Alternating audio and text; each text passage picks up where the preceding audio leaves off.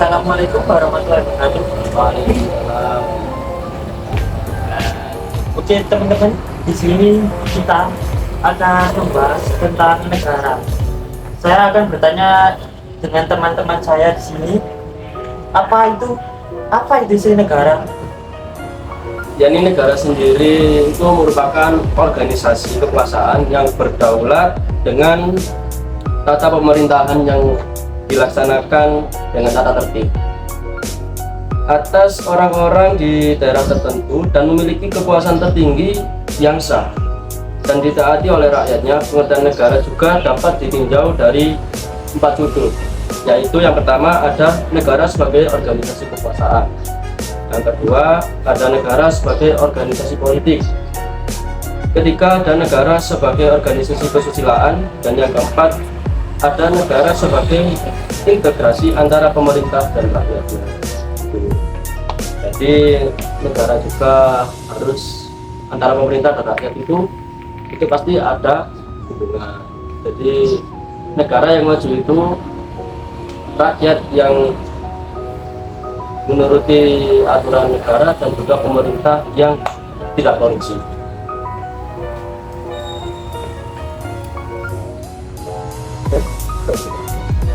Kalau begitu, apakah negara itu memiliki sebuah unsur?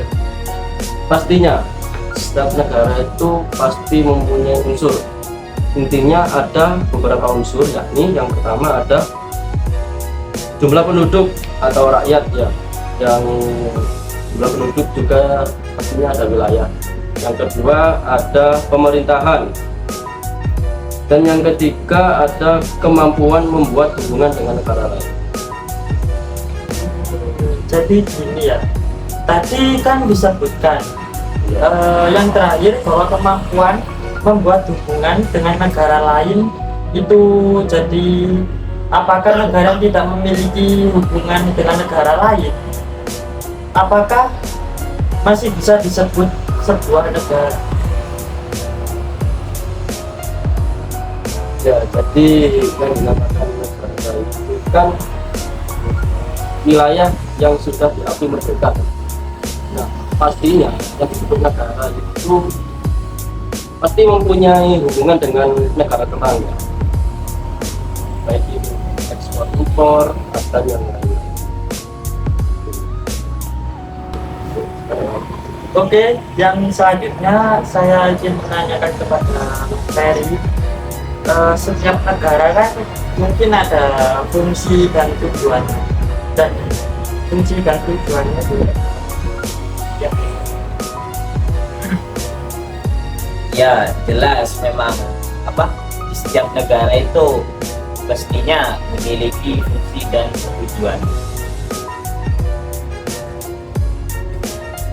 Yang pertama yaitu memiliki fungsi pertahanan dan keamanan. Yang kedua keadilan. Yang ketiga itu memiliki fungsi pengaturan. Dan yang keempat adalah memiliki fungsi kesejahteraan dan kemakmuran. Sedangkan untuk tujuan negara sendiri itu ada 3 aspek. Yang pertama itu menciptakan perdamaian sebagai unsur utama kesejahteraan. Yang kedua, menciptakan keadaan untuk mencapai kebahagiaan yang abadi. Dan yang nomor 3 terakhir, mengusahakan sarana untuk mencapai perdamaian dan kehidupan masyarakat yang adil.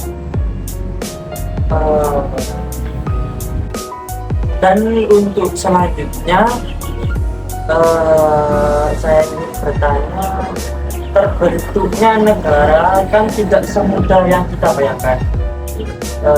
Tidak terjadi begitu saja, masih melewati proses-proses yang sangat panjang.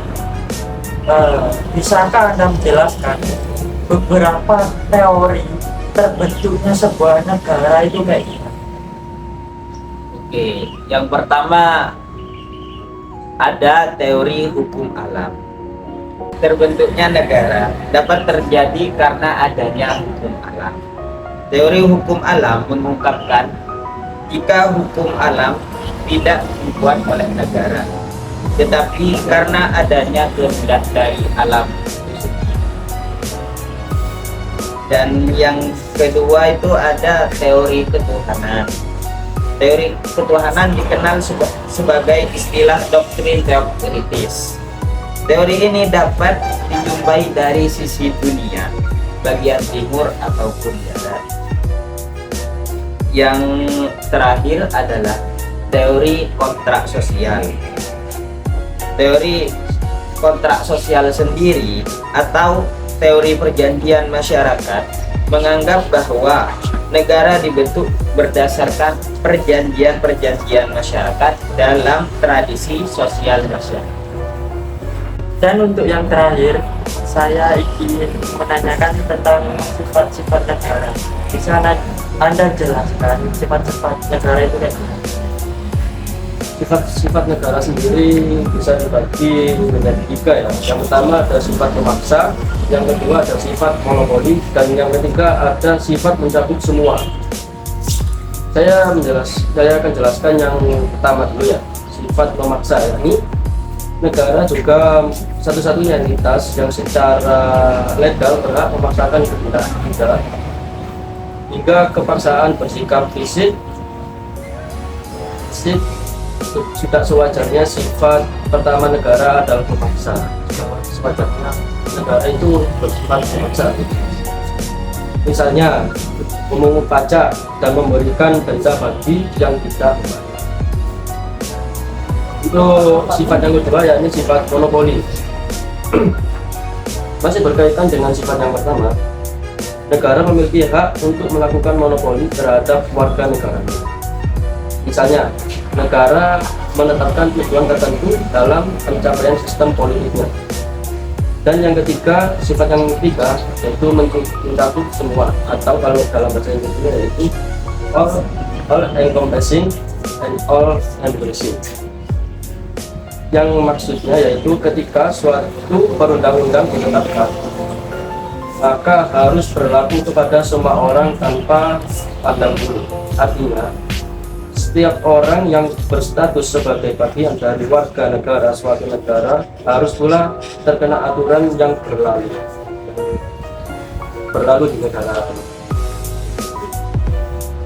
Oke teman-teman, itulah pembahasan dari kelompok kita negara. Sekian dan terima kasih. Bila ada salah atau kekurangannya mohon dimaafkan. Wassalamualaikum warahmatullahi wabarakatuh.